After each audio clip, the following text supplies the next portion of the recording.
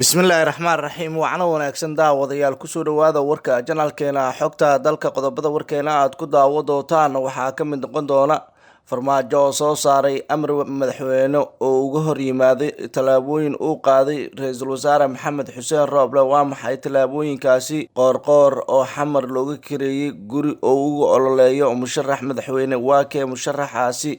xiisada ka taagan kursiga hob 441 iyo doorashadiisa oo dib loo dhigay, iyo wararkii ugu dambeeyay go-aamada iyo qoraalada ay kasoo kala saareen ATMIS iyo qaramada midoobay dagaalkii ka dhacay gobolka shabeellada dhexe ee lagu qaaday xero ciidan ay leeyihiin kuwa ATMIS ayaan daawadayaal warkeena kusoo qaadan doonaa. haddaba daawaday haddii aad janaalkeena ku cusub tahay, subscribe noo saar janaalka, wararkeena leega, sheerka iyo commentiga noogu dadaala. aan ku bilaabo. farmaajo ayaa waxa uu soo saaray amar madaxweyne oo uu kaga hor yimid tallaabooyin uu qaaday ra-iisul wasaare maxamed xuseen rooble. madaxweynaha waqtigiisa ka dhammaaday maxamed cabdulaahi maxamed farmaajo ayaa soo saaray qoraal uu ku jibinayo go-aankii hore uga soo baxay xafiiska ra-iisul wasaare rooble.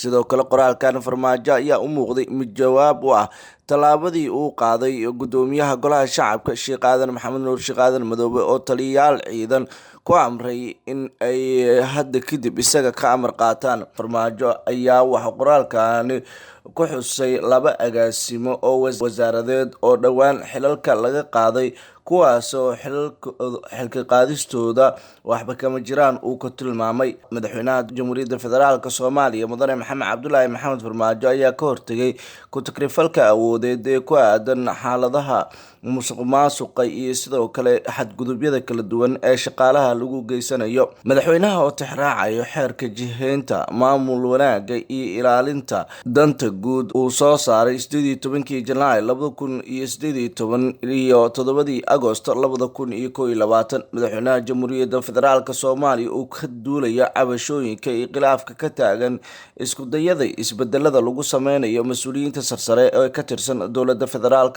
soomaaliya. waxaa xeerka madaxweynaha lagu joojiyay dhammaanba go-aamada ku saabsan isbedelka maamulka iyo shaqaalaha hay-adaha dowladda ee inta lagu guda jiro dhammaystirka doorashooyinka.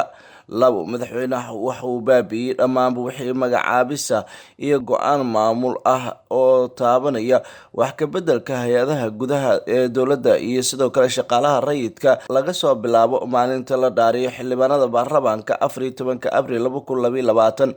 xeerka madaxweynaha waxa uu baabi'inayaa isbedelada maamul ee lagu sameeyo agaasimaha guud ee wasaaradda shaqada iyo arrimaha bulshada, kusimaha maareeyaha guud ee hay-adda isgaarsiinta qaranka iyo hay-adaha tayadhoorka qaranka. madaxweyne farmaajo iyo ra-iisul wasaare rooble khilaafkooda ayaa mar kale taagan, iyadoona khilaafkan uu durbaba uu yahay mid saameyn badan dhalinaya. qof walba ayaana hadalhaysa xaaladaha kala duwan ee hadda dalka ka jira, waxaana wararkii ugu dambeeyay ay sheegayaan in dhibaatooyinka siyaasadeed ee hadda jira ay u muuqanayaan kuwa aada u sii kordhaya. wararkii ugu dambeeyay ayaa waxay kaloo ay tilmaamayaan in kooxda filla Soomaaliya weli ay ku dadaaleyso in awoodooda ay sii lahaato, islamarkaana mar walba go-aamo kala duwan ay qaadanayaan, taasoo la micno ah in xaalada adag ee dalka ka jirto ay kasii dari karto. wadamada dunida ayaa hore waxay u kala hadleen khilaafka siyaasadeed ee ra-iisul wasaare maxamed xuseen rooble iyo madaxweynaha jamhuuriyadda federaalk soomaaliya in wadahadal lagu xaliyo. dhanka kalena qoorqoor ayaa xamar looga kareeyay guri uu ugu ololeeyo musharax madaxweyne. xildhibaan cabdicasiis cilmi oo ka mid ah xildhibaanada kasoo jeedo galmudug ee kuraasta dadka la siiyey haddana ka mid ah golaha shacabka galmudug ayuuna eedeyn culus u jeediyey madaxweynahooda axmed cabdikaari qoorqoor ayaa waxaa la sheegay in gudaha magaalada tani muqdisho uu joogo sidii farmaajo u guuleysan lahaa, islamarkaana uu hadda ololo farmaajo durbaba uu bilaabay xilli cabdicasiis maxamed xasan laftigareen iyo isaga ay wadaan olole si weyn loogu taageerayo madaxweynaha muddaxileedkiisa dhammaaday ee maxamed cabdulaahi maxamed farmaajo ayaa waxaa siyaasadiisa hadda ay u muuqanaysaa in ay mar kale cirkiis kusii shareereyso, waxaana wararkii ugu dambeeyay ay tilmaamayaan in kooxdan sida weyn haatan ay ugu dagaalamayso ay ku heli lahayd kursiga madaxweynaha dalka. waxaana la sheegay in maxamed cabdulaahi maxamed farmaajo iyo shakhsiyaadka kale ee mar walba dagaalka siyaasadeed dalka ka wada ay dhibaatooyin ay doonayaan. madaxweynaha maamulka galmudug Axmed Cabdi Kaariye Qoorqoor ayaa durbaba waxaa la sheegay inuu taageero badan oo dhan walba ah uu la garab taagan yahay Maxamed Cabdulaahi Maxamed Farmaajo. Kooxda Farmaajo ayaana waxaa la sheegayaa in ololaheeda ay qarashaad fara badan ay ku bixinayso, taasi oo la micno ah in durbaba ay qaar ka mid ah siyaasiyiinta ugu cadcad doorashooyinka heshiis hoosaad ah ee la gashay. Waxaana ka mid ah siyaasiyiinta heshiis hoosaadka la gashay ra-iisul wasaarihii hore ee Soomaaliya Xasan Cali Kheyre. Dhanka kalena daawadayaal xiisad ayaa ka taagan kursiga Hob 441 ee Ducaale iyadoona doorashadiisa dib loo dhigay.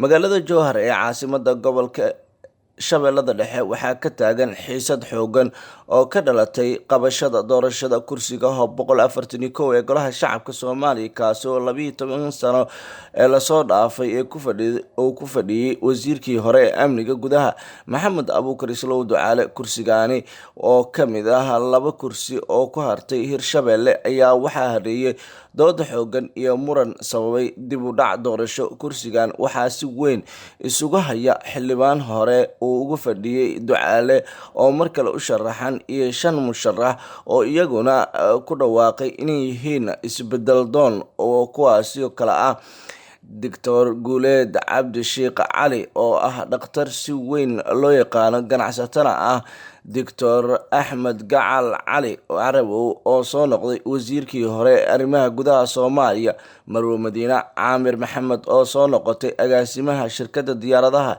ee Somali Airlines, Afar Maxamed Cali Dhiilo oo ah agaasimaha qorsheynta wasaaradda amniga Soomaaliya 5 sano soo ahaa Sheekh Cumar Xuseen Indhoy oo soo noqday kaaliyaha duqa Muqdisho, sidoo kalena lasoo shaqeeyay World Bankiga. Musharaxiinta isbedel doonka ah ayaa diidan in ay gebi ahaanba liiska xulista xildhibaanada laga reebo, taasi oo ay hore u sheegeen in madaxweynaha maamulka Hirshabeelle haddii uu kursigaasi faragelin uu ku sameeyo oo cawaaqib xumo uu kala kulmi doono. Madaxweynaha maamulka Hirshabeelle ayaa hadda doonaya inuu xaliyo cawaaqib xumada iyo dhibaatooyinka ka dhalan karta kursigaasi, waxaana la sheegayaa in Cali Guudlaawe iyo shakhsiyaad kale ay wadaan in kursigaasi ay u xiraan Maxamed Abuukar Islow Ducaale. Hase ahaatee beesha Abuubakar Gaaban ayaa si weyn uga soo horjeeda in Cali Guudlaawe kursigaasi uu xiro.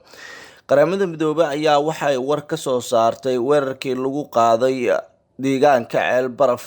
Qaramada Midoobay ayaa waxay sheegtay inay ka xun tahay weerarkii iyo dagaalkii ka dhacay deegaanka Ceel Baraf ee gobolka Shabeellada Dhexe. Weerarka ayaa ku bilowday qarax loo adeegsaday gaari laga soo buuxiyay waxyaabaha qarxa, waxaana xigay dagaal toos ah oo lagula beegsaday goobaha laga ilaaliyo saldhigga sida warbaahinta ay u xaqiijisay dadka deegaanka Ceel Baraf. Howlgalka ciidamada ATMIS ee ku sugan saldhigga la weeraray ayaa ku wada jooga dalka Burundi. Gudaha Soomaaliya ayaa la sheegay in ay baneeyeen saldhigga ay ku sugnaayeen, waxaana la sheegay in Al-Shabaab ay gudaha u galeen. Waxaana Qaramada Midoobay ay sheegtay in howlgalla iyo sidoo kale dhibaatooyinka kala duwan ee mararka qaarkood ka dhaca qaybo ka mid ah deegaanada gobolka Shabeellada Dhexe ay yihiin kuwa ay aada uga xun tahay, laakiinse waxay tilmaamtay in ay si weyn ay ula socon doonto wax kasta oo dhibaatooyin ah oo jira. Howlgalkan ayaa waxaa sidoo kale ay ku sheegeen Qaramada Midoobay ee Al-Shabaab ay ku qaadeen Ceel Baraf inay tahay mid dhibaato badan dalka Soomaaliya ay ka geysanayaan ururka Al-Shabaab. Guud ahaan daawadayaal warkii oo aad ka daawanayseen janaalkeena xogta dalka saaxiibayaal waanaga intaa daba daawaday. Haddii aad janaalkeena ku cusub tahay, subscribe noo saar janaalka, wararkeena leega, sheerka iyo commentiga noogu dadaala.